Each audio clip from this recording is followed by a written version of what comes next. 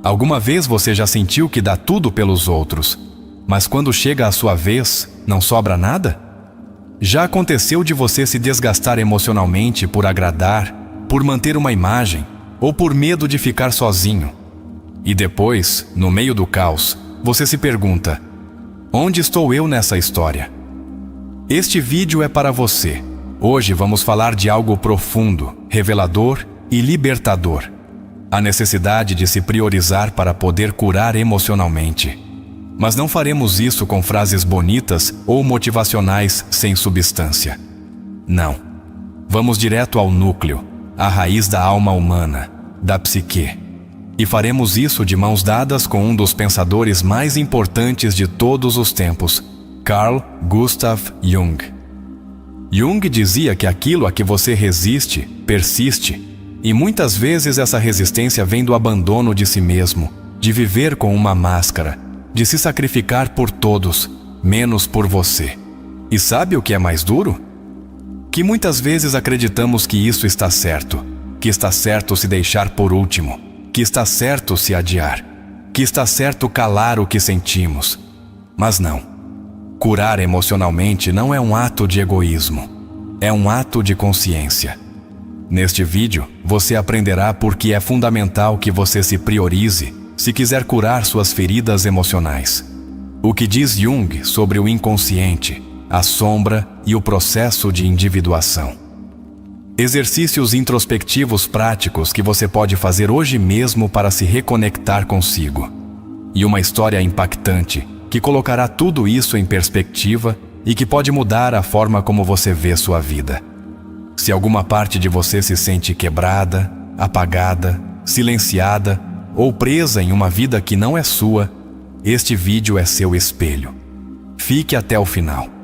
Prometo que quando terminar essa jornada, você vai entender por que o amor próprio não é um luxo, é uma urgência emocional. E agora sim, vamos começar.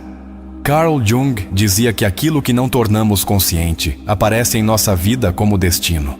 E muitas vezes não estamos sofrendo pelo que nos fizeram, mas pelo que não nos permitimos sentir, nomear ou enfrentar. Essa é a base da cura emocional. Reconhecer que nossas feridas têm nome, forma e origem. Não podemos seguir avançando com a alma fragmentada enquanto fingimos que está tudo bem. Quando alguém não se prioriza, começa a se desvanecer. Começa a responder ao que os outros querem ver, às demandas do ambiente, ao ruído das expectativas. Mas cada vez que você diz sim quando queria dizer não, você se trai um pouco. E essa traição não é inocente, ela se acumula, transforma-se em ansiedade, em insônia, em tristeza crônica. Seu corpo e sua alma sabem quando você não está sendo fiel a si mesmo. Jung propunha o caminho da individuação, um processo de chegar a ser quem você realmente é. Não quem te disseram que você deveria ser. Não quem você mesmo fingiu ser para sobreviver. Mas o você essencial. O você profundo. Priorizar-se é iniciar esse processo. E não é confortável. É, na verdade, profundamente desconfortável. Porque implica reconhecer tudo o que você deixou para trás por estar disponível para os outros. Muitas vezes, acreditamos que nos amar é egoísta. Mas Jung tinha uma visão contrária. Dizia que o verdadeiro amor pelo outro só é possível quando nos conhecemos e nos aceitamos profundamente. Se você não se conhece, se não se aceita, o que você está dando realmente? Um reflexo? Uma ilusão? Uma versão quebrada que espera que o outro a conserte? A cura emocional não é um ato mágico, é um ato brutalmente honesto. Jung insistia que não há despertar da consciência sem dor. As pessoas farão de tudo para evitar se confrontar com sua própria alma. Mas o que você não enfrenta, te controla. O que você ignora de si mesmo, se manifesta em suas relações, em suas decisões, em seus medos mais profundos. E aqui vai o primeiro exercício introspectivo que você pode fazer. Reserve 5 minutos para responder em voz baixa ou por escrito. Que coisas eu faço por obrigação emocional? A que pessoas eu digo sim por medo de ser rejeitado? onde eu me abandono para manter a paz, não responda rápido. Permaneça com o desconforto. Esse desconforto é parte da verdade. Voltar a si é difícil se você viveu muito tempo do lado de fora. Quando você se acostuma a fazer o que esperam, voltar ao que você é, pode parecer estranho. Mas isso não significa que você não esteja aí, esperando ser ouvido.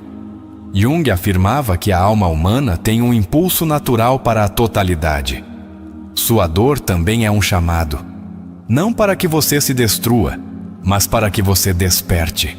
Se você não se prioriza, ninguém mais o fará. Não porque os outros sejam egoístas, mas porque só você sabe do que realmente precisa. E se nem você está reconhecendo isso, como esperar que outra pessoa o faça? Esperar que outro te salve sem antes ter atendido ao seu próprio chamado é perpetuar o abandono. Outro exercício valioso: desenhe um círculo e divida-o em 4 partes. Em cada uma delas, escreva o que você sente que entregou aos outros: seu tempo, sua paciência, suas ideias, sua energia. Depois pergunte-se: quanto de tudo isso eu dei a mim mesmo? Esse simples gesto revelará o quão fragmentada pode estar sua atenção emocional. Às vezes, acreditamos que curar é voltar a ser quem éramos antes. Mas curar é exatamente o oposto. É permitir-se ser alguém diferente, alguém mais verdadeiro. Como dizia Jung, o privilégio de uma vida é tornar-se quem você realmente é. E esse privilégio começa quando você para, se olha e decide que merece estar na sua própria lista de prioridades. O inconsciente guarda tudo o que reprimimos e quando não o enfrentamos, ele se manifesta em sintomas. Você já se perguntou por que seu estômago dói toda vez que você cala algo? Por que não consegue dormir depois de se trair? O corpo é o palco onde a alma grita quando não é ouvida. Não se trata de pensar apenas em você. Trata-se de se incluir em suas decisões, de deixar de ser o fantasma da sua própria vida, de ocupar um lugar claro, digno e presente. Jung nos advertia sobre os perigos de viver a partir da persona, aquela máscara social que todos usamos. Dizia que, quando nos identificamos apenas com essa máscara, perdemos a alma. E perder a alma é mais comum do que você pensa. Perdemos a alma quando nos apegamos a relações que nos destroem. Quando dizemos sim para não sermos odiados. Quando calamos nossas necessidades por medo de conflitos. Quando fingimos estar felizes para não incomodar ninguém.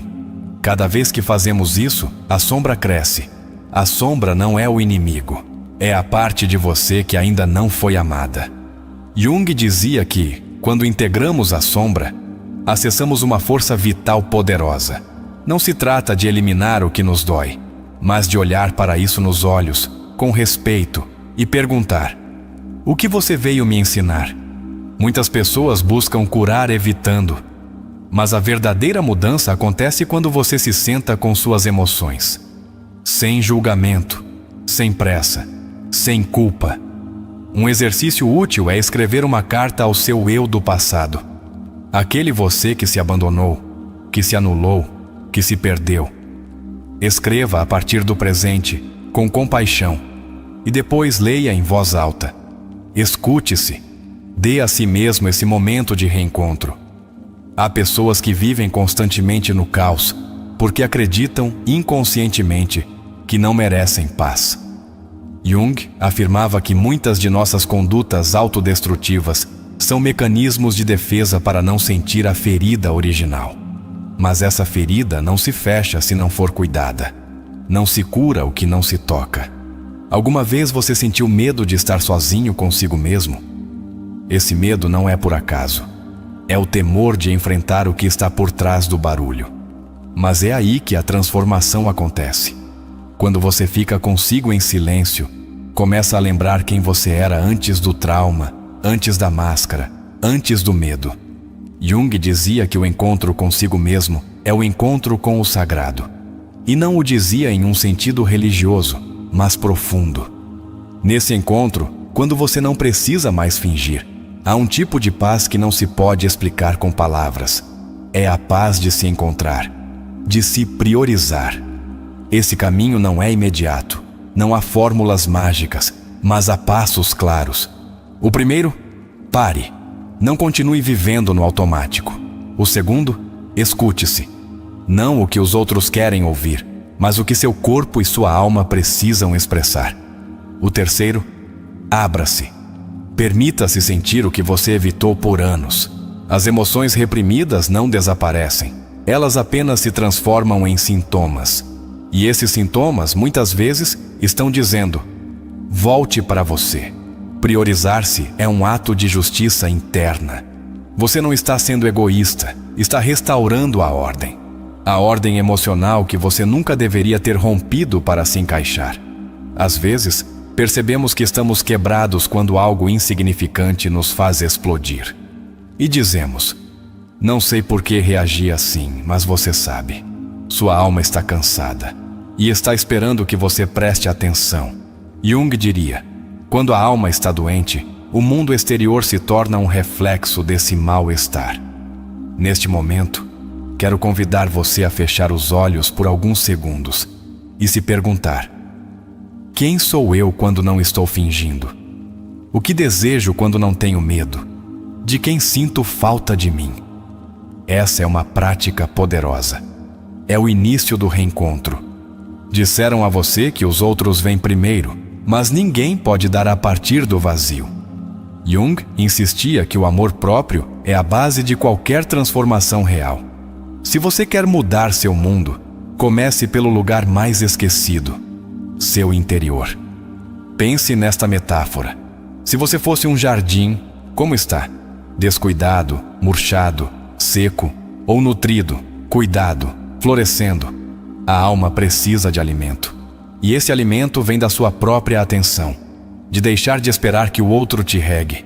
Você também sabe como se dar água. Há algo profundamente libertador em se escolher. Não como reação, mas como verdade. Como quem entende que não quer mais viver a partir da escassez emocional. Jung dizia que o maior problema do homem moderno é que ele perdeu o contato com sua alma. Recuperá-la não é um luxo, é uma urgência. E agora, gostaria que você participasse de uma dinâmica poderosa. Se este vídeo tocou seu coração, se alguma frase ressoou com você, se você sentiu que isso era para você, eu te convido a deixar nos comentários a seguinte frase: hoje começo a voltar para mim. Ao escrevê-la, você está se comprometendo consigo mesmo. Não comigo, não com este canal, com você, porque você é o seu lar. Quando Jung falava do inconsciente, não se referia a um simples depósito de memórias reprimidas. Para ele, o inconsciente era uma dimensão viva, ativa, que influencia nossa vida de forma direta. Jung o chamava de outro lado de nós mesmos. Não conhecer esse lado é viver sob o controle de forças invisíveis. Um dos erros mais comuns no caminho da cura emocional é pensar que se trata apenas de curar o que é ruim. Mas Jung nos advertia que tanto a luz quanto a escuridão fazem parte do ser humano. Quem busca apenas ser bom cai facilmente na hipocrisia emocional. Curar é integrar. Não se trata de eliminar a sombra, mas de lhe dar um lugar. Priorizar-se é integrar essas zonas que você nega. É assumir que suas emoções não são uma fraqueza, mas um mapa. Se você sente raiva, não se reprima. Pergunte-se: que parte de mim está sendo ignorada? Que necessidade não está sendo respeitada? Sigmund Freud, mestre de Jung e depois seu contraditor, falava do retorno do reprimido. Essa energia que não expressamos nunca desaparece. Ela se torna sintoma. Se não a falamos, a somatizamos. Se não a choramos, a agimos. A sombra não desaparece, ela se esconde em seus hábitos. Jung tomou essa ideia freudiana e a elevou. Disse que não reprimimos apenas o traumático, mas também o luminoso. Muitas pessoas reprimiram seu poder, sua voz, sua força criativa, porque temiam brilhar. Porque quando crianças, aprenderam que brilhar era perigoso. Priorizar-se é também permitir-se ser quem você é em sua máxima expressão, sem culpa. A culpa é um veneno emocional que costuma acompanhar aqueles que tentam se colocar em primeiro lugar. Jung dizia que a culpa muitas vezes é um sintoma do condicionamento cultural, não da moral interna. Sentimos-nos culpados por desobedecer ao personagem que construímos, mesmo que esse personagem já não nos represente. Viktor Frankl, outro grande pensador, dizia que quando o homem não pode mais mudar uma situação, ele é chamado a mudar a si mesmo. Isso implica assumir a responsabilidade. Ninguém virá curar sua história. Ninguém conhece suas feridas como você. A cura não virá de fora. Virá quando você decidir voltar para si. E para voltar para si, você deve passar por um processo de morte simbólica. Jung o comparava ao mito do herói que desce aos infernos. É necessário tocar o fundo para poder renascer. A crise, dizia ele, não é o fim, mas a porta para uma transformação mais profunda. E o que isso tem a ver com se priorizar? Tudo. Porque quando você toca o fundo, descobre o que é essencial. Quando não pode mais fingir, quando a vida te tira os personagens, a única coisa que resta é você. E aí, bem aí, começa a cura. Há muitas pessoas vivendo como se fossem apenas um papel. A mãe perfeita, o amigo leal, o trabalhador exemplar. Mas por trás desses papéis, há uma alma exigindo ser vista. Jung dizia que a neurose muitas vezes nasce quando a alma não tolera mais fingir. A alma fala em símbolos, em sonhos, em sensações difusas. Se você a ignora, adoece. Se a escuta, desperta. É por isso que Jung trabalhava tanto com os sonhos. Ele os via como mensagens do inconsciente, revelações do que não estamos vendo na vigília. Priorizar-se implica começar a ouvir essas mensagens. Anote seus sonhos. Pergunte-se o que eles querem te dizer. Não busque respostas lógicas, busque conexões emocionais. O inconsciente fala uma linguagem diferente. E se você aprender a escutá-lo, saberá onde está sua ferida e também onde está seu remédio. Há um conceito junguiano muito poderoso chamado o si mesmo, self. Não é o mesmo que o ego. O ego é sua identidade consciente. O si mesmo é a totalidade do seu ser, consciente e inconsciente, sombra e luz, passado e potencial. Quando você se prioriza, está escolhendo se alinhar com o seu si mesmo. Está voltando para casa. Muitos temem que, se escolherem a si mesmos, ficarão sozinhos. Mas a verdadeira solidão é estar rodeado de pessoas e sentir que ninguém te vê de verdade. Quando você se prioriza, atrai relações que te veem em sua totalidade, não em seu personagem. Só quando você se escolhe, podem te escolher a partir da verdade. A tristeza, a ansiedade, o vazio são sinais de desalinhamento. Não são doenças em si mesmas, são mensagens. Algo dentro de você pede atenção. Jung dizia que por trás de toda neurose há uma alma que perdeu o sentido. Recuperar o sentido é um ato profundamente espiritual e psicológico. Aqui vai outro exercício. Imagine que você se encontra com você mesmo quando criança. Aquela criança que você foi. Olhe nos olhos dela. O que ela te diria ao te ver hoje? O que ela perdeu? O que precisa recuperar? Escreva esse diálogo.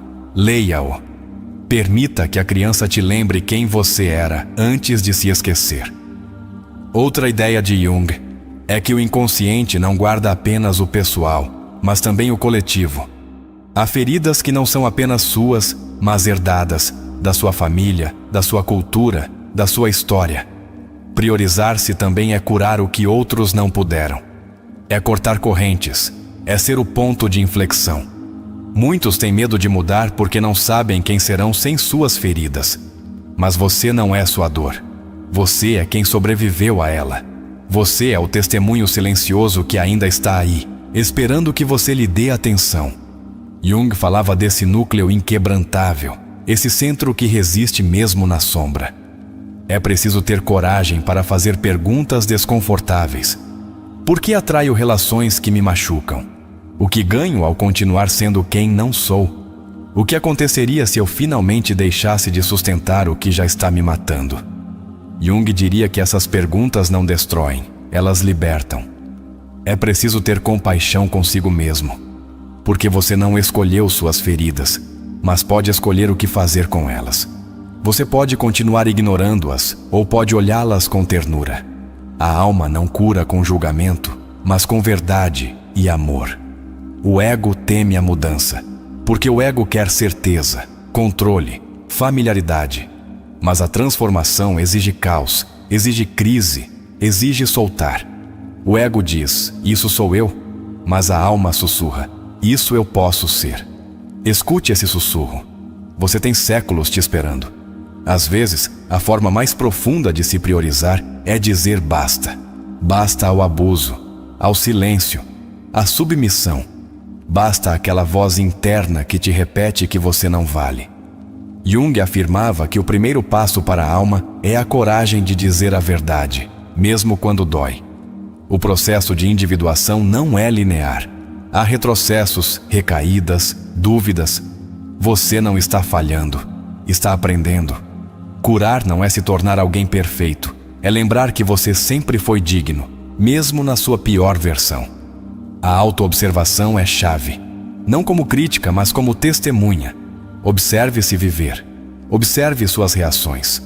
Quando você se abandona, quando se cala, quando se esquece, cada vez que fizer isso, simplesmente volte, sem reproches. Volte para você. Sua história não te define, mas te molda. Não fuja dela.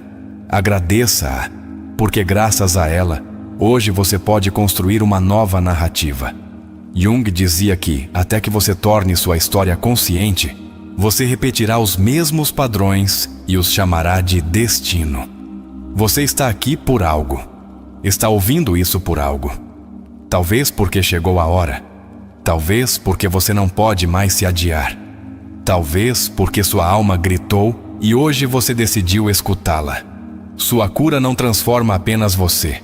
Transforma seu mundo, sua forma de amar, sua forma de viver, sua forma de estar. O trabalho interior é o maior presente que você pode dar ao mundo. Você não é egoísta por se priorizar. Você é corajoso. Em um mundo que te ensina a se render, a fingir, a agradar, escolher-se é um ato revolucionário. Não se trata de se afastar dos outros. Trata-se de voltar para si para estar melhor com os outros. Respire. Você está no caminho.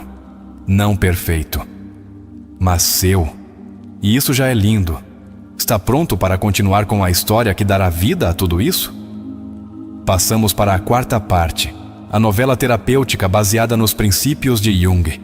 Ele se chamava Elias e tinha 42 anos no dia em que sua alma colapsou.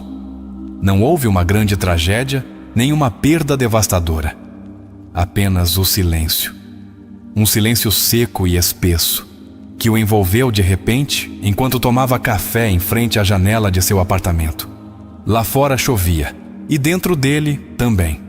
Durante anos, Elias havia vivido para os outros. Filho obediente, marido exemplar, chefe responsável, amigo presente, sempre disponível, sempre sorridente, sempre correto.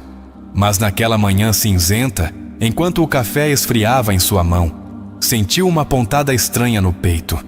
Não era dor física. Era algo mais profundo, como se sua alma estivesse lembrando-o de que não podia mais continuar assim. Suas mãos tremiam, não de frio, mas de verdade. Porque pela primeira vez em anos, ele não tinha a quem agradar. Não tinha uma reunião, um compromisso, uma desculpa para fugir de si mesmo. Só estava ele. E nesse silêncio, ele percebeu que não se conhecia. Lembrou-se de uma frase que havia lido anos atrás, quase por acidente. Quem olha para dentro, desperta.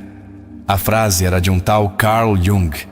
Na época pareceu-lhe uma frase bonita, mas hoje, essa frase soava como uma ordem.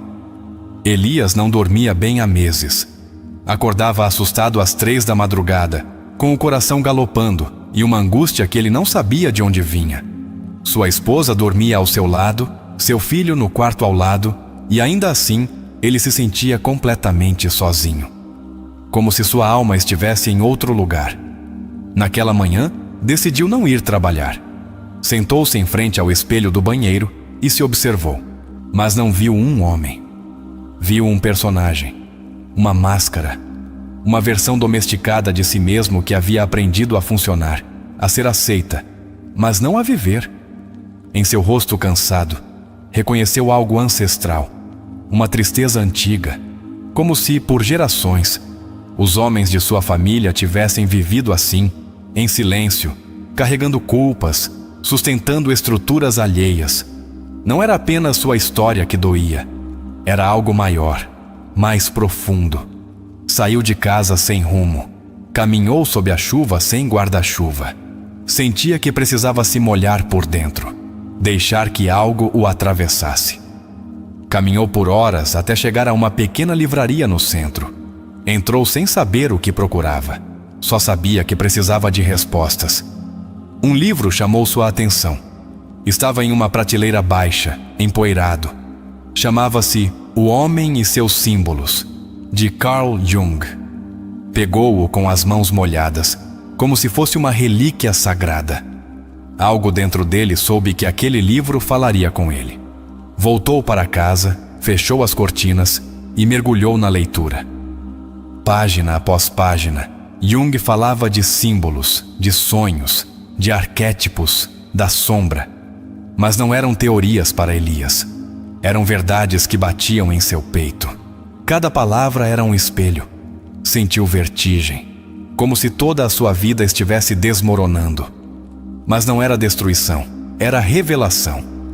Pela primeira vez, ele compreendia que não estava louco. Estava desconectado. Havia vivido tanto tempo para fora, que esquecera que tinha um mundo interno. A sombra. Esse conceito o abalou. Jung explicava que a sombra não é o mal, mas o que reprimimos. E Elias compreendeu, com uma pontada de dor, que havia reprimido tudo o que o fazia humano. Sua raiva, seu desejo, sua vulnerabilidade, sua criatividade. Chorou. Não por tristeza, por alívio. Era como se alguém finalmente lhe dissesse que sua escuridão também fazia parte dele e que ele não precisava eliminá-la, mas integrá-la. Seu choro não era fraco, era uma descarga elétrica. Era sua alma voltando. Passaram-se dias em que Elias não conseguia fazer outra coisa senão ler, escrever, lembrar. Começou a sonhar. Sonhos vívidos, simbólicos, estranhos. Um lobo o perseguia em uma floresta.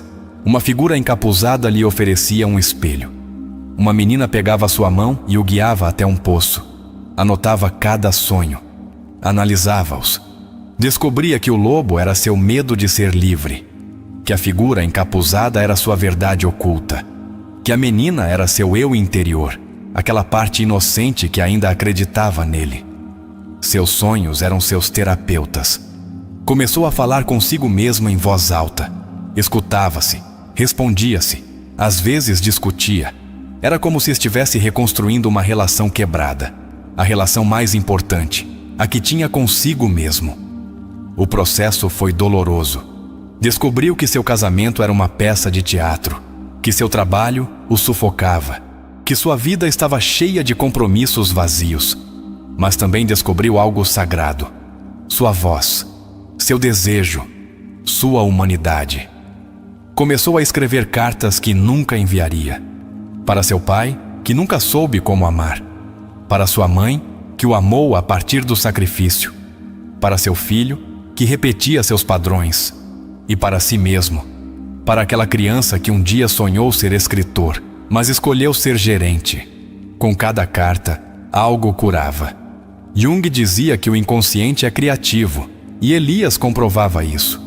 Começou a escrever histórias, a compor melodias na guitarra que estava empoeirada há anos. Sua alma estava despertando. Mas o despertar também traz crises. Uma noite sua esposa perguntou o que estava acontecendo com ele. Ele, tremendo, disse a verdade. Não sei mais quem sou, mas estou começando a descobrir. Ela chorou, ele também. Não sabiam o que viria, mas sabiam que algo precisava mudar. Elias não fugiu.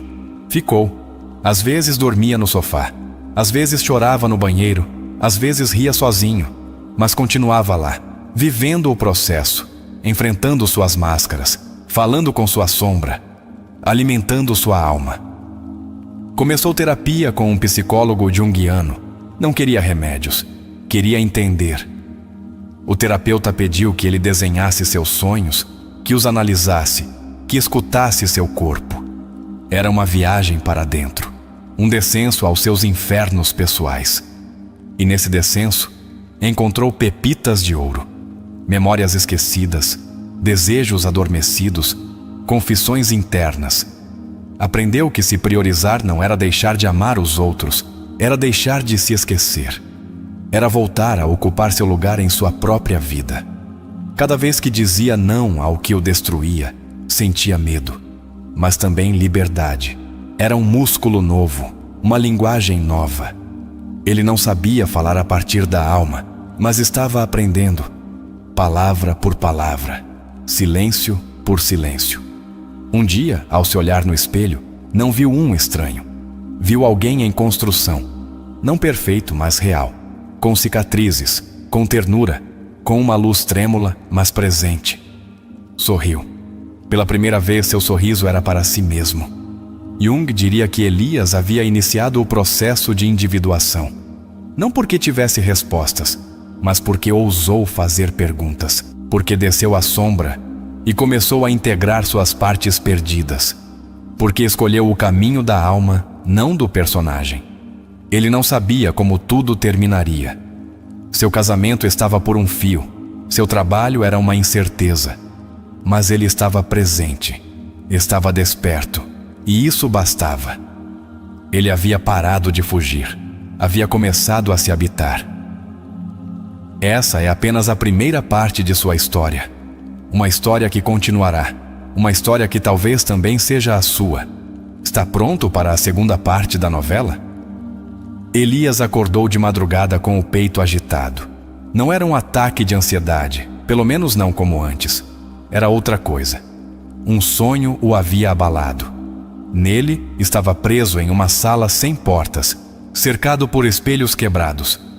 Cada espelho mostrava uma versão diferente de si mesmo. Um era o pai que fingia, outro o marido obediente, outro a criança muda. Todos o olhavam, mas nenhum o escutava. Sentou-se na cama, suado. Pegou seu caderno de sonhos e desenhou a sala. Depois anotou o que sentiu. Todos me olham, mas ninguém me conhece. Me multipliquei para sobreviver e no processo me fragmentei. Escrever isso foi como arrancar uma verdade cravada no peito. Na terapia, falou sobre o sonho. Seu psicólogo disse que aquela sala era o símbolo de sua mente fragmentada. Os espelhos eram suas máscaras. E sua tarefa era reuni-los, não destruí-los. Ele não deveria rejeitar esses eus, mas integrá-los. Jung chamava isso de caminho para o si mesmo. Durante o dia, Elias começou a observar seus gestos. Como falava com seu chefe com um sorriso que não sentia. Como com sua esposa fingia entusiasmo. Como com seu filho falava a partir da correção, não do fogo. Era como ver um filme em câmera lenta, da sua própria falsidade. Não se julgou. Já não fazia isso. Compreendia que havia feito isso para se proteger, para ser amado, para sobreviver em um mundo que castiga a verdade emocional. Mas agora não podia continuar. Algo nele exigia autenticidade. Sua esposa notava a mudança. Sentia-o mais distante, mas também mais real. Uma noite, enquanto lavavam os pratos em silêncio, ela perguntou se ele ainda a amava. Ele respirou fundo. Estou aprendendo a me amar. E enquanto faço isso, descubro o que é o amor de verdade. Não foi uma resposta confortável, mas foi honesta. Ela chorou. Ele também. Decidiram fazer terapia de casal. Não para salvar o casamento, mas para descobrir se havia algo verdadeiro que ainda os unisse. Jung dizia que muitas relações fracassam porque duas metades vazias não podem formar uma totalidade. Elias não queria amar a partir da necessidade. Queria amar a partir da escolha. Seu filho também percebia a mudança. Via-o mais calado, mais presente. Uma tarde, enquanto brincavam, o menino perguntou: "Papai, você também tem medo às vezes?" Elias olhou nos olhos dele. Não mentiu. "Sim, filho. Muito. Mas estou aprendendo a não correr." O menino assentiu. Não disse mais nada, mas se aproximou e o abraçou com força. Nas sessões de terapia, começou a falar de sua infância, da rigidez de seu pai, da doçura cansada de sua mãe, de como aprendeu a se calar para não ser um incômodo. Cada memória era uma peça do quebra-cabeça que agora ele tentava montar. Uma imagem recorrente em seus sonhos era um corvo, negro, vigilante, voando sobre um campo seco.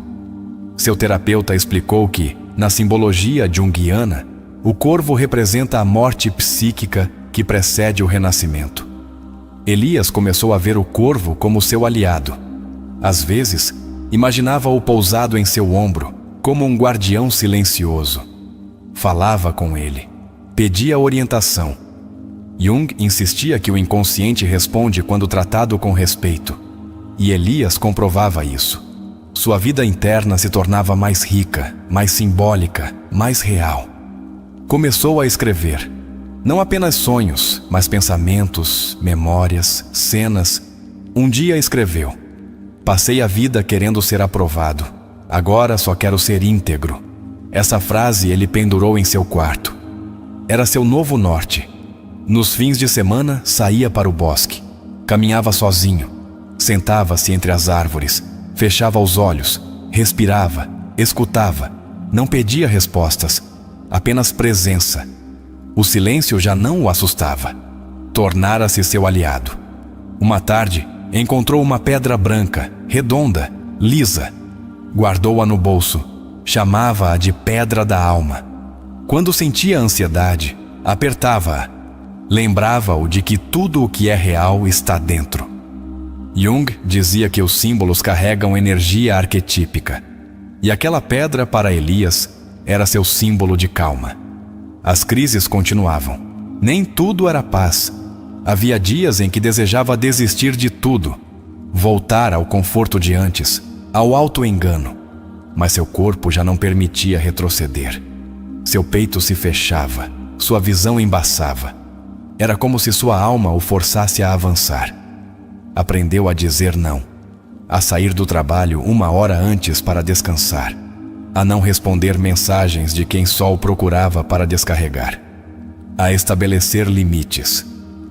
Cada limite era um ato de amor próprio, uma pequena revolução. Um dia, seu chefe o chamou ao escritório. Ofereceram-lhe uma promoção. Mais dinheiro, mais carga, mais estresse. Por reflexo, esteve a ponto de dizer sim, mas parou. Obrigado, mas não.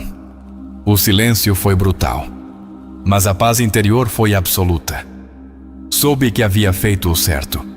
Começou a estudar psicologia por curiosidade, não para mudar de carreira, mas para se entender.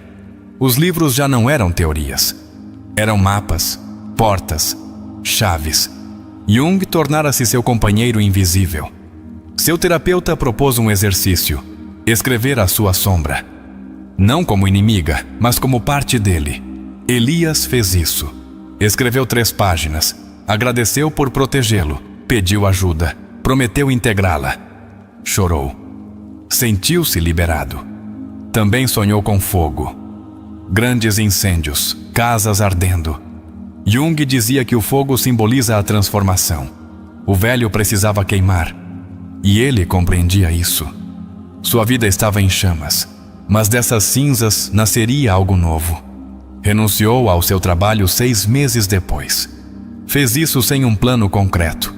Só sabia que não podia continuar vendendo sua alma por estabilidade. Começou a dar aulas de escrita em uma pequena academia.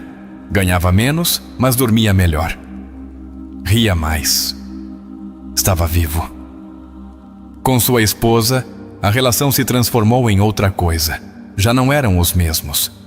Aprenderam a falar sem papéis, a se tocar sem expectativas, a se ver. Às vezes doía, às vezes curava. Estavam em processo, como ele, como tudo. Seu filho começou a desenhar mais. Mostrava-lhe monstros, animais, símbolos.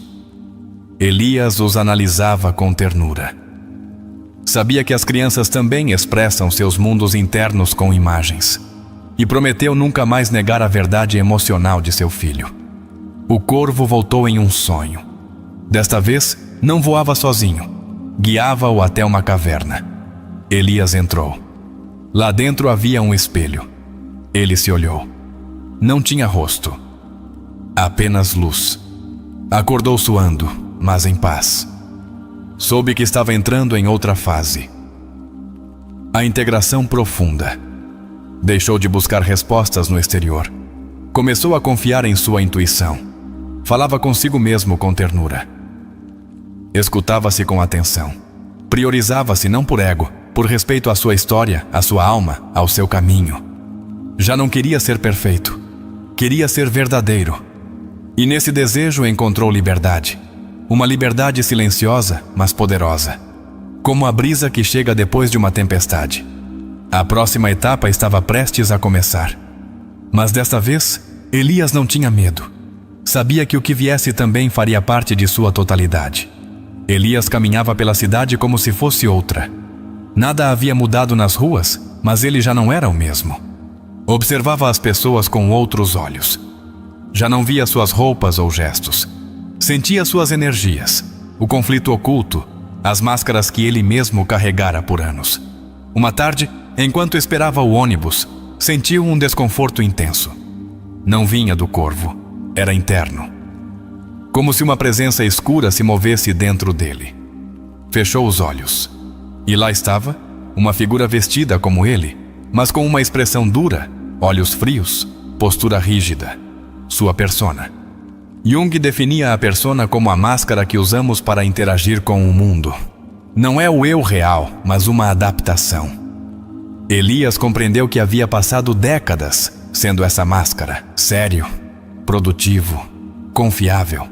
Mas por trás disso, o que havia? Naquela noite, Elias teve um sonho. Nele estava em um teatro. Todos os assentos estavam vazios, exceto um. Lá estava seu pai. No palco, ele mesmo atuava sua vida. Repetia frases, gestos, papéis. Quando terminou, seu pai aplaudiu, com tristeza, e disse: "Eu também atuei, filho." Acordou com uma sensação de legado. A máscara não era apenas dele, era herdada. Seu pai, seu avô, seus mestres. Todos lhe ensinaram a não sentir, a não falhar, a não chorar. Era hora de romper a corrente. Durante dias, escreveu sobre a persona. Desenhou seu rosto. Deu-lhe um nome. O eficiente, o correto, o educado. Depois escreveu uma carta para se despedir dela. Obrigado por me cuidar, mas já não preciso de você como antes. Quero ser livre. Uma noite, enquanto caminhava sob a lua, sentiu-se observado. Não havia ninguém, mas seu peito batia forte. De repente, uma voz dentro dele disse: "Você ainda não cruzou o limiar." Elias soube que o pior estava por vir, e também o mais revelador. Aos poucos, começou a sentir a presença de um arquétipo, o velho sábio. Jung falava dessa figura como a consciência profunda que aparece quando a alma está pronta. Não é um guia externo. É a parte mais elevada de si mesmo, que atua como farol. O velho sábio apareceu em sonhos.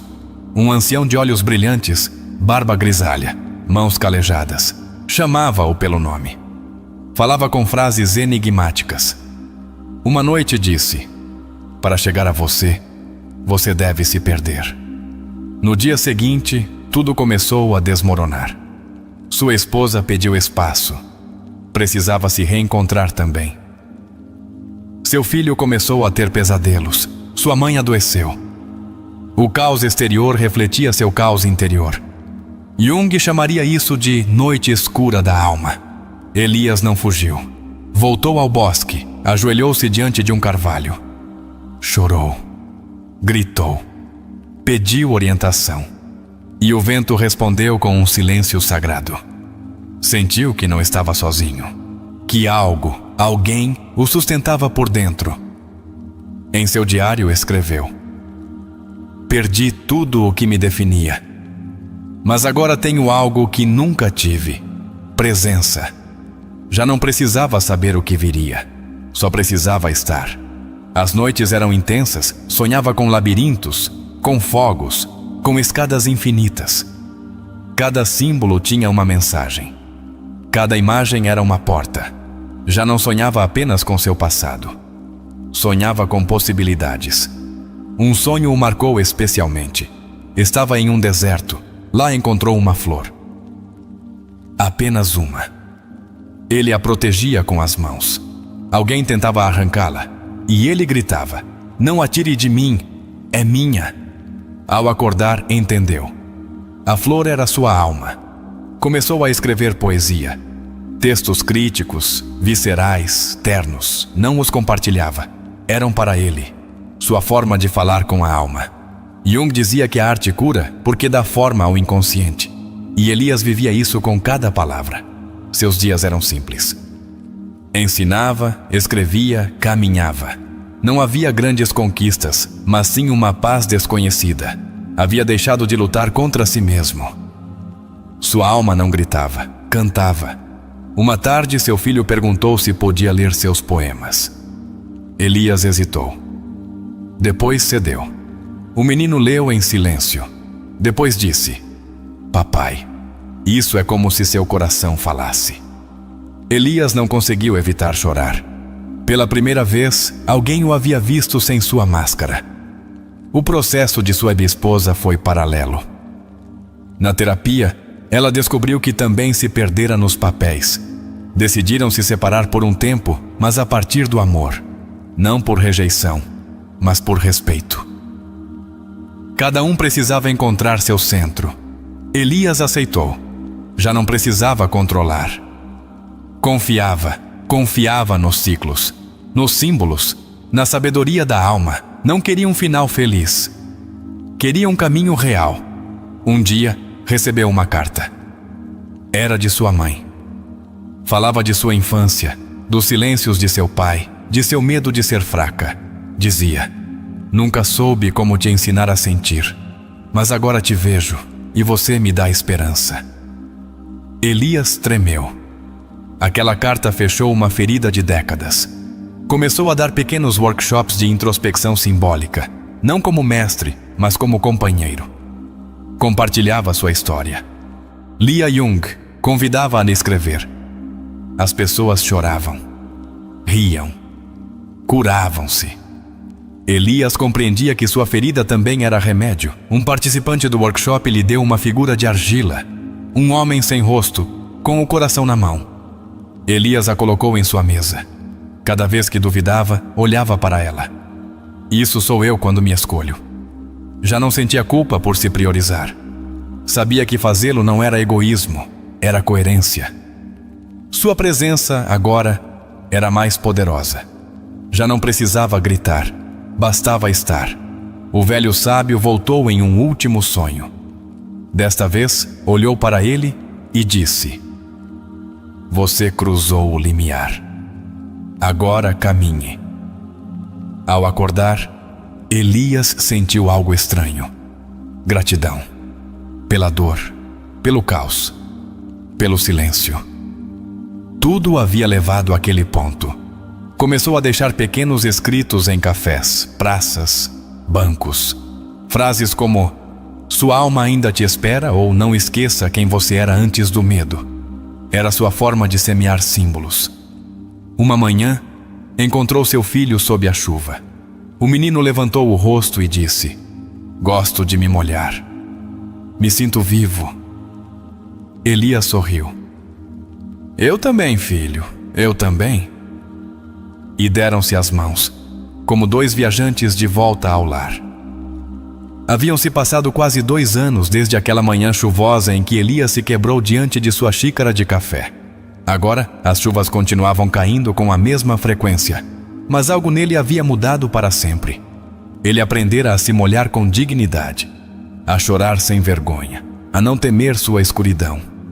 Uma tarde qualquer, enquanto caminhava por uma trilha de terra que conectava sua casa à cidade, sentiu um impulso repentino. Precisava voltar à casa onde cresceu. Não por nostalgia, mas por fechamento. Era como se sua alma precisasse colocar um ponto final no passado para continuar escrevendo o presente. Pegou um ônibus antigo e chegou após 2 horas à sua cidade natal. Tudo parecia menor. As ruas, as árvores, sua antiga escola. E, no entanto, seu corpo reagia como se fosse um lugar sagrado. Sua memória emocional estava desperta. Diante de sua antiga casa, sentiu uma pontada no estômago. Lembrou-se das vezes que chorou em silêncio em seu quarto, das noites em que fingia estar dormindo para não ouvir as discussões de seus pais, dos dias em que sonhava em fugir. E agora estava de volta. Entrou com a permissão de sua irmã, que agora morava lá. Percorreu os corredores como quem caminha pelos caminhos de seu inconsciente. Tudo tinha um eco. As paredes, os objetos, os cheiros. Parou diante do espelho do banheiro. Olhou-se. E naquele reflexo, por um segundo, viu seu pai. Não era uma alucinação. Era um símbolo. Jung dizia que nossos pais habitam o inconsciente como figuras arquetípicas e que devemos enfrentá-los, compreendê-los para nos libertarmos. Elias sorriu com tristeza. Te entendo, murmurou. Você não soube fazer melhor. E eu também não. Mas hoje te libero. Naquela noite dormiu em sua antiga cama. Teve um sonho vívido. Estava em um barco, no meio de uma tempestade. O mar o sacudia. De repente, uma figura emergiu da água. Era ele mesmo, mas mais jovem, mais selvagem, com os olhos ácidos. O que você quer de mim? Perguntou. E a figura respondeu: ser aceito. Ao acordar, compreendeu. Ainda havia uma parte dele, esquecida, reprimida, que pedia integração. Seu eu selvagem, impulsivo, passional, que ele havia enterrado sob o disfarce da maturidade. A última sombra. Durante dias, permitiu-se ser espontâneo. Gritou no bosque, correu sem rumo, dançou sob a lua, não para se rebelar, mas para recuperar. Jung ensinava que a alma se cura quando se permite viver plenamente todas as suas dimensões. A relação com sua ex-esposa tomou um novo rumo. Já não eram um casal, mas se acompanhavam com ternura. Enviavam-se cartas. Às vezes se encontravam para falar do menino, às vezes apenas para lembrar que o que viveram foi real, embora já não fosse presente. Elias não buscava preencher o vazio com outra relação. Aprendera a estar só sem se sentir sozinho. Sua solidão era fértil, criativa. Não era isolamento. Era espaço sagrado. Tempo para se escutar. Um dia seu filho lhe mostrou um desenho. Era um coração com rachaduras, mas das rachaduras brotavam flores. O que significa? Perguntou Elias, e o menino disse que às vezes, quando algo se quebra, pode crescer algo bonito. Elias o abraçou com a alma. Decidiu publicar um livro com seus escritos, sonhos e reflexões. Não esperava sucesso, só desejava compartilhar o que havia aprendido. Intitulou Voltar a Mim, Crônicas de uma Sombra Reconciliada. A capa era um corvo abraçando uma flor. No dia do lançamento, apenas 20 pessoas compareceram, mas entre elas, uma mulher lhe disse: seu livro me salvou de uma depressão, e com isso bastou. Ele não escrevia por fama. Escrevia para tocar almas. Começou a dar palestras sobre cura emocional e simbolismo. Usava metáforas, sonhos, frases de Jung. Não se apresentava como especialista, mas como testemunha. Alguém que se perdera e que agora caminhava com os pés na terra e o olhar na alma. Seu terapeuta lhe disse uma vez: o verdadeiro sinal de que você está curando não é a perfeição. É a paz com a imperfeição. Elias entendia isso. Já não queria estar bem o tempo todo. Queria estar presente. Sonhou uma vez mais com o corvo. Desta vez, ele não o guiava. apenas o olhava de uma árvore, em silêncio. Como se dissesse: você já pode voar sozinho. E ele, ao acordar, soube que seu guia interno havia se consolidado. Sua mãe faleceu meses depois. Elias não fugiu da dor. Abraçou-a. Chorou sem reservas. Escreveu uma carta para ela. E no funeral, leu uma frase de Jung: a morte só é cruel para quem não viveu. Para a alma desperta, é apenas uma mudança de forma. Voltou à sua cidade, plantou uma árvore em seu quintal e a chamou de raiz. Cada vez que se sentia confuso, sentava-se sob sua sombra. Ali, em silêncio, encontrava respostas. Elias sabia que sua história não era única, que milhares de pessoas viviam com máscaras, sem saber. Por isso falava, por isso escrevia, não para curar os outros, mas para mostrar que era possível iniciar o caminho. Uma noite, seu filho, já adolescente, perguntou se ele estava feliz. Elias olhou nos olhos dele e disse: estou vivo, estou completo, e para mim isso é felicidade. Nem todos os dias eram fáceis. Havia recaídas, momentos de dúvida, dias cinzentos. Mas eles já não o assustavam. Ele sabia navegar o caos, sabia olhar para dentro sem medo. Sua sombra já não era inimiga, era parte de seu exército interno. Às vezes, enquanto cozinhava ou lia, sentia uma presença amorosa, não podia explicá-la. Era como se sua alma lhe agradecesse, como se sua criança interior, seu eu selvagem, sua sombra e sua luz lhe fizessem companhia. Já não estava sozinho, estava em unidade. Alguém lhe perguntou em uma palestra: como você sabe que está curado? Ele respondeu: não sei, mas sei que já não fujo. E isso, para mim, é liberdade. Sonhou pela última vez com o teatro. Desta vez, os assentos estavam cheios. Seu pai, sua mãe, sua esposa, seu filho, ele mesmo quando criança, o corvo, o sábio. Todos aplaudiam. E ele, no palco, não atuava. Apenas estava em silêncio. E sorria. Acordou com uma serenidade imensa. Saiu para o jardim, olhou para o céu, respirou fundo e disse, em voz baixa: obrigado. A tudo. A todos. A mim. O livro chegou às mãos de uma editora. Publicaram-no nacionalmente. Começou a receber cartas de pessoas que sentiam que aquela história também era delas. Elias não se sentia autor. Sentia-se canal. Compreendeu que sua missão era continuar compartilhando, mas sem urgência, sem pressão. Apenas como expressão natural de sua alma. Escrever era sua forma de orar, de se lembrar, de oferecer. Uma mulher chegou a um de seus workshops. Tinha os olhos tristes. Disse: estou quebrada. Elias respondeu: eu também estive, mas descobri que mesmo o que está quebrado, floresce, se você o abraçar. Começou a pintar. Cores escuras, profundas, misturadas com luzes suaves. Chamava seus quadros de retratos da alma. Nunca os vendia. Pendurava-os em sua casa, como lembretes. Sonhou uma última vez com a criança. Desta vez, abraçava-a. A criança lhe dizia: obrigado por voltar por mim. E Elias respondia: obrigado por me esperar. Vivia de forma simples, sem excessos, sem pressa, sem máscaras. Cada decisão passava por uma pergunta: isso me conecta com minha alma? Se a resposta era não, dizia não, sem culpa. Elias já não buscava sentido nas grandes coisas.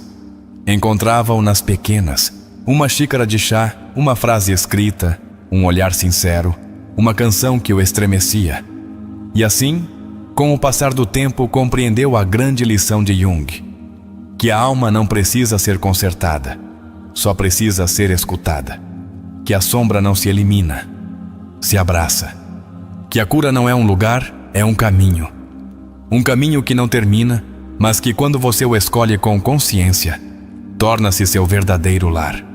A história de Elias é, em essência, uma representação simbólica do processo de individuação que Jung descreveu como o propósito central da vida psicológica: tornar-se si mesmo. Não um si idealizado, mas o si verdadeiro. Íntegro, completo, que integrou tanto sua luz quanto sua sombra. O primeiro grande momento na narrativa de Elias é o colapso emocional. Esse colapso representa o que Jung chamou de chamado do inconsciente. Quando a consciência construiu uma vida baseada na adaptação, mas não na autenticidade, o inconsciente começa a se rebelar. Às vezes, ele o faz por meio de sintomas: ansiedade, insônia, tristeza sem motivo aparente. Aquele café diante da janela não é apenas um cenário, é um símbolo. Jung diria que aquele instante representa o momento em que o ego não consegue mais sustentar a estrutura artificial da personalidade. O vazio não é uma punição, é o aviso de que algo novo quer surgir. Elias começa sua jornada ao reconhecer que está desconectado de si mesmo. Esse reconhecimento é chave. Jung afirmava que o primeiro passo para a consciência é a honestidade radical consigo mesmo. A história não começa quando tudo está bem. Começa quando, finalmente, se reconhece que algo está quebrado. Seu encontro com o livro de Jung é um momento arquetípico do chamado do sábio, figura presente em muitas culturas, e que representa a sabedoria que surge quando a alma está pronta para ouvir. Não é coincidência que Elias encontre aquele livro velho, escondido, o símbolo do conhecimento oculto, que emerge quando você precisa.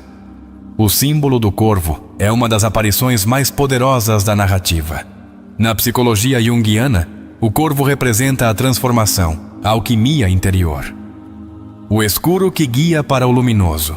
Elias não o teme, aceita-o como guia. E com isso, dá o primeiro passo para a integração de sua sombra. Os sonhos de Elias são também uma porta direta para o inconsciente. Jung dedicou boa parte de sua vida à análise de sonhos, pois considerava que eles continham chaves simbólicas para acessar os conflitos, desejos, traumas e potenciais da alma. No caso de Elias, os sonhos de perseguição, espelhos quebrados e figuras encapuzadas revelam partes de si que ainda não foram compreendidas. Quando sonha com múltiplas versões de si mesmo, está se confrontando com o que Jung chama de eu fragmentado. Cada personagem é uma adaptação, uma máscara. A terapia junguiana não busca eliminar essas partes, mas reconhecê-las, escutá-las e compreender sua função. O símbolo do teatro e a atuação diante de seu pai também têm um significado profundo. O teatro é o espaço onde os personagens ganham vida, mas não são reais. Elias atuou sua vida para cumprir expectativas herdadas. Seu pai o aplaude com tristeza, não por zombaria, mas porque ele também o fez. O legado inconsciente. A confrontação com a persona, esse falso eu social, é um dos momentos-chave no desenvolvimento do indivíduo. Jung explicava que muitos adultos ficam presos na persona. São o que aparentam, não o que são. Elias rompe com isso e, com isso, inicia o descenso à sua sombra. A sombra, em termos junguianos, representa tudo o que reprimimos, ignoramos ou rejeitamos. Na história, a sombra se manifesta de múltiplas formas. Em sua raiva reprimida, em sua dor infantil, em seus desejos nunca expressados. Integrá-la não é se render ao caos, mas reconhecer sua existência sem julgamento. A figura da criança interior é central em muitas etapas da cura. Jung a chamava de criança divina, não como símbolo de inocência, mas como símbolo do potencial perdido, da alma original. Quando Elias se encontra com essa criança em sonhos, começa a reconexão com seu ser essencial. O velho sábio que aparece em seus sonhos é o arquétipo que representa a consciência superior, a guia espiritual ou psicológica interna. Jung dizia que, quando estamos prontos, o inconsciente nos envia um símbolo de direção. Não dita o que devemos fazer, mas indica por onde caminhar. Cada etapa da história de Elias é uma metáfora do processo terapêutico profundo. O confronto com a dor, o reconhecimento do autoengano, a exploração do inconsciente, a integração dos aspectos rejeitados e, finalmente, a construção de uma nova forma de estar no mundo. Desde uma perspectiva terapêutica, o fato de Elias decidir não fugir de sua crise é um sinal de maturidade emocional. Muitas pessoas, ao chegarem a esse ponto, escapam, anestesiam, repetem padrões. Mas ele escolhe ficar, sentar-se na dor. E isso transforma tudo. A carta à sua sombra é uma técnica junguiana que busca dar voz à parte rejeitada de si mesmo. Ao escrevê-la, Elias não apenas a humaniza, mas começa a integrá-la. Já não é um inimigo interno. É um fragmento essencial da alma. A relação com seu filho também se transforma. Já não é um pai a partir do dever, mas da presença. Na narrativa, o menino atua como ponte geracional. Representa a alma ainda não contaminada, que vê, sente, intui, e ajuda Elias a se lembrar. A separação com sua esposa é tratada com uma profundidade terapêutica importante, não como um fracasso, mas como uma evolução. Jung insistia que as relações saudáveis não são as que duram, mas as que permitem a transformação mútua. Às vezes, amar é deixar ir. A decisão de renunciar ao seu trabalho representa a queda das estruturas falsas que sustentavam sua identidade. É o equivalente à torre nos arquétipos do tarô, a queda do artificial para construir algo verdadeiro. O ato de ensinar, compartilhar, escrever, não surge de uma necessidade de se destacar. Surge da alma transformada que precisa se expressar. Jung dizia que a alma precisa criar para não se afogar. A arte, a escrita, os símbolos são caminhos de expressão profunda. O sonho do deserto e da flor é um símbolo arquetípico poderoso. O deserto, a esterilidade da vida mecânica. A flor, a essência viva. A alma. Elias protege essa flor porque sabe que é a única coisa real que lhe resta. A reconciliação com seus pais, mesmo que não tenha sido total em vida, é uma etapa fundamental do processo terapêutico. Jung dizia que ninguém é realmente livre enquanto não tiver liberado seus pais de seus erros internos. A árvore que ele planta em seu quintal é também um símbolo. As raízes representam sua reconexão com a terra, com seu corpo, com sua origem. As ramas, sua expansão. É um ato profundamente junguiano. Transformar o símbolo em ação. Sua última visão no teatro, com todos os personagens de sua vida aplaudindo, é a representação final do si mesmo. Já não está fragmentado, já não atua. Apenas está. A consciência total de seu ser foi alcançada. Esta história, embora ficcional, tem um poder terapêutico real, porque toca arquétipos presentes em todos nós. A criança ferida, o sábio interno, a sombra, a máscara, a alma. Quem se vê refletido em Elias provavelmente está passando por uma etapa semelhante. E isso não é coincidência, é sincronicidade. Como diria Jung, o universo conspira quando você está pronto para olhar para dentro. O processo de Elias também ilustra algo muito importante, que curar não significa deixar de sofrer. Significa sofrer com consciência, com sentido, com propósito. Sofrer sem se perder. Jung dizia, não retenha quem se afasta de você, porque assim não chegará até você quem deseja se aproximar. E essa frase se encaixa perfeitamente na etapa em que Elias solta velhas relações para permitir novas formas de conexão. Desde uma perspectiva mais profunda, a história é uma jornada iniciática, um descenso ao submundo psíquico, uma morte simbólica e um renascimento a partir da alma. Nem todos se atrevem a caminhar por esse sendero, mas aqueles que o fazem mudam para sempre. Cada símbolo, cada sonho, cada decisão na narrativa tem um correlato psicológico. Não são adornos narrativos, são expressões do inconsciente que, quando reconhecidas, tornam-se força vital. Seguimos com a segunda parte da análise. A evolução de Elias não é um caminho linear, mas espiral.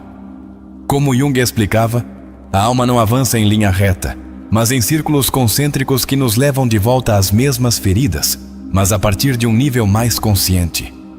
Cada retorno à dor traz um aprendizado diferente. Um dos elementos mais significativos do processo de Elias é sua capacidade de observação interna. Passar do automatismo à autoobservação é o primeiro grande salto em qualquer terapia profunda. Não se trata de se corrigir, mas de aprender a se ver. Em várias cenas, Elias escolhe o silêncio como espaço de transformação. Jung afirmava que o silêncio é uma das formas mais puras de entrar em contato com o inconsciente. Não porque o inconsciente fale em palavras, mas porque seus símbolos se manifestam no vazio. Quando Elias decide enfrentar sua sombra e não negá-la, inicia o que Jung chamava de caminho do meio. Nem luz, nem escuridão absoluta. Integração. Ver o feio sem fugir, ver o belo sem idealizá-lo. Essa neutralidade amorosa é a base do equilíbrio emocional. A figura da criança interior aparece como símbolo do ser mais essencial, aquele que ainda não foi dividido pelos mandatos externos. Elias, ao falar com essa criança, não apenas a resgata, também a escuta. E nessa escuta, a alma volta a fluir.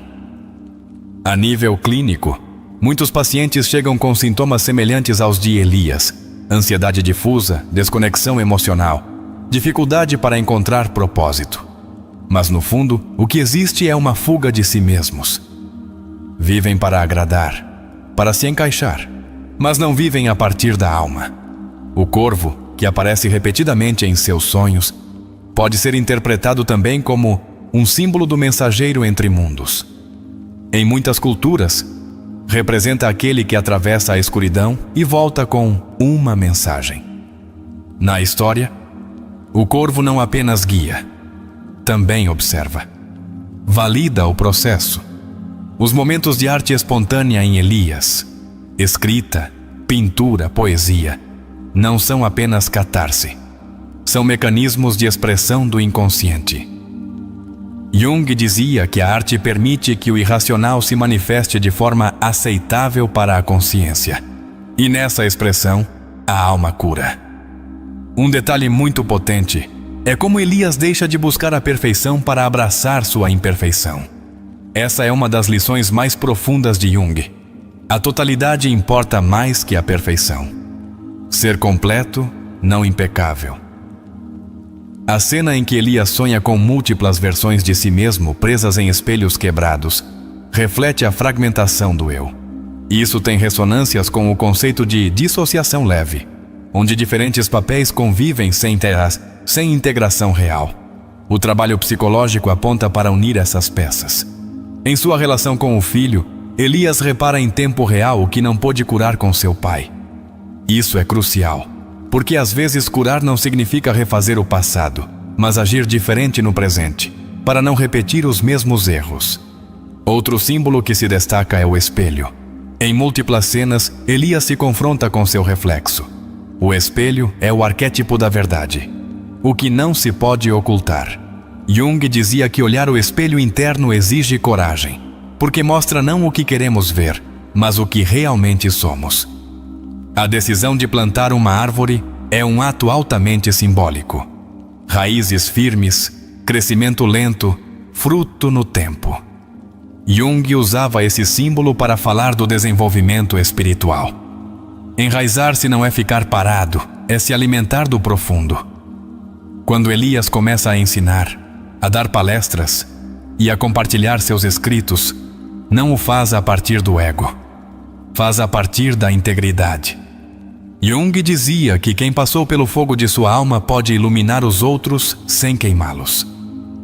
A carta que recebe de sua mãe representa o perdão ancestral. Nem todos o recebem em vida, mas mesmo na ausência, pode-se trabalhar a partir do simbólico. A reconciliação interna com as figuras parentais é um dos pilares da psicoterapia profunda. Elias não apenas se transforma, aprende a se habitar.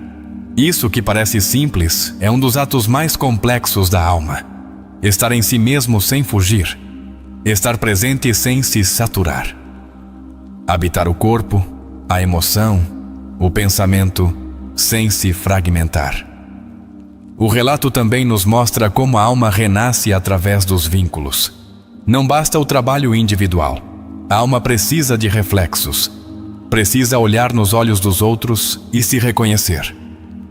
O filho, a ex-esposa, os alunos, todos funcionam como espelhos de seu processo. Um momento terapeuticamente poderoso ocorre quando Elias começa a falar em voz alta consigo mesmo. Jung considerava o diálogo interno uma ferramenta fundamental. Dar voz às partes internas cria uma ponte entre consciente e inconsciente. É uma ponte de reconciliação. O ato de rejeitar a promoção no trabalho é também um símbolo do rechaço ao velho paradigma. Mais dinheiro, mais status, mais estresse, às custas da alma. Elias não busca sucesso social, busca integridade. Essa é sua verdadeira riqueza. Em várias partes da história, enfatiza-se a escuta do corpo. As sensações físicas guiam Elias, e isso é terapeuticamente muito importante. O corpo é o inconsciente biológico. Muitas emoções reprimidas falam através da dor, da insônia, do peso no peito. Quando Elias escreve a carta a seu pai, vivo ou morto, realiza um ato de liberação profunda. Não se trata de culpar. Trata-se de compreender a dor herdada e de cortar os fios invisíveis que ainda ligam essa figura às nossas decisões atuais.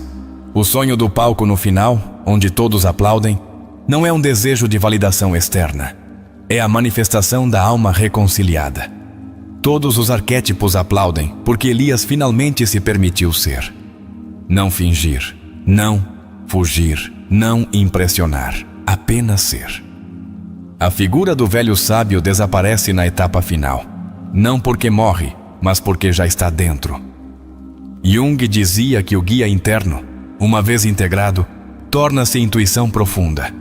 Você já não precisa de sinais externos. A própria alma te fala. Há um equilíbrio notável entre o caos e a calma na história. Isso não é casual. Jung afirmava que a vida psíquica saudável não elimina o conflito, mas aprende a sustentá-lo sem se quebrar. A tensão entre opostos é parte do crescimento. Quando Elias começa a deixar frases em espaços públicos, atua como um semeador de símbolos. Essa ação, simples mas poderosa, reflete uma consciência transpessoal. Ele já não pensa apenas em sua alma. Sabe que outras almas também precisam lembrar. E essa é uma das conclusões mais belas da análise. Curar não é apenas para você, é para todos os que te rodeiam. Sua cura é uma tocha silenciosa em um mundo que muitas vezes vive nas trevas. Agora que completamos a história e sua análise, falta fechar o conteúdo com uma conclusão que inspire a ação, ao questionamento e à reflexão. Você chegou até aqui. Ouviu a história de Elias, sentiu o peso de suas máscaras, a ruptura de sua alma, a sombra que o perseguia e também seu despertar. E talvez em algum momento dessa jornada você se viu refletido. Talvez você também esteja cansado de fingir, de sorrir quando por dentro grita, de agradar enquanto se esquece, de viver uma vida que não sente como sua. Carl Jung escreveu: não se pode despertar a consciência sem dor. As pessoas são capazes de fazer qualquer coisa, por mais absurda que seja, para não se confrontarem com sua alma. E agora, com tudo o que compartilhamos, permita-me fazer algumas perguntas. Não para que me responda, mas para que responda a si mesmo. Quem é você quando não está atuando? Que partes de você silenciou para se encaixar? A que você está renunciando cada vez que se adia? Que símbolos, que sonhos, que emoções estão falando com você e você não os escuta? E se, em vez de continuar sobrevivendo, você começasse a viver? E se, em vez de buscar validação, começasse a buscar a verdade? Olhe ao seu redor. As pessoas vivem rápido, mas não sabem para onde vão. Vivem conectadas, mas profundamente sozinhas. Vivem inteiras por fora, mas fragmentadas por dentro. E você? Vai continuar assim? Ou será que já é hora de voltar para si? Carl Jung não nos deixou receitas. Deixou-nos mapas, e o mapa mais poderoso é aquele que nos leva para dentro. Essa jornada não é confortável, não é rápida, não é popular, mas é a única que vale a pena. Hoje, convido você a fazer um ato simbólico. Escreva nos comentários esta frase: já não me abandono. Se este vídeo ressoou com você, se alguma parte de você sentiu que isso era um espelho, deixe essa frase. Não é para mim, é para você. É um compromisso. Uma declaração silenciosa de que você está pronto para se priorizar. Não a partir do ego, mas da alma. E antes de fechar, lembre-se disto. A solidão não é estar sozinho, é não estar em paz consigo mesmo. Carl Jung. Então, você está disposto a fazer as pazes consigo? A parar de fugir? A se sentar com suas emoções como quem se senta com um velho amigo que espera ser ouvido? Porque é aí, exatamente aí, que começa a sua cura. Obrigado por estar aqui. Nos vemos no próximo vídeo. E até lá, que sua sombra fale com você e que você a escute.